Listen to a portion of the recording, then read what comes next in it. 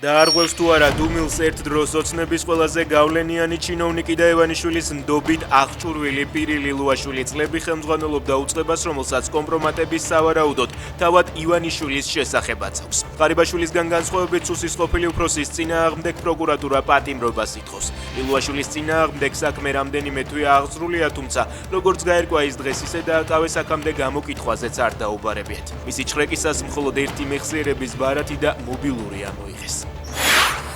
იქნება თუ არა კალაძე შემდეგი ვინც ოცნებიდან საბრალდებო სკამზე აღმოჩნდება. ოპოზიციაში აქტიურად საუბრობენ, რომ მის დასაკავებლად საქმეები დიდი ხანია მომზადებულია. ცოტა ხნის წინ თანამდებობიდან მოხსნეს ერთ დროს მისი მარჯვენა ხელი ირაკლი ხმალაძე. დღეს ცნობილი გახდა, რომ ლილუაშვილთან ერთად დიდი ოდენობით ქრთამს თბილისის მერიის ბაგაბაღების მართვის სააგენტოს ყოფილი უფროსიც იღებდა.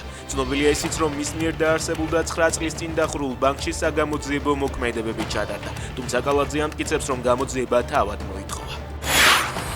ამ კოდის გზაზე მომხდარი ავარიისას დაშავებული 20 წლის ნინი ბურდული საავადმყოფოში გარდაიცვალა. რამდენიმე დღის წინ მომხდარი ავტოსაგზაო შემთხვევის შედეგად კიდევ 3 ადამიანი დაშავდა. 3-ვე მათგანი კლინიკაში იმყოფება. ზუგდიდში მომხდარ მკვლელობაში ბრალდებულმა მოკლულის ცოლით დაჭრა. დაკავებულია 32 წლის კაცი. ქალი კლინიკაშია გადაყვანილი. ბრალდებულს 16-დან 20 წლამდე ან უვადო პატიმრობა ემუქრება.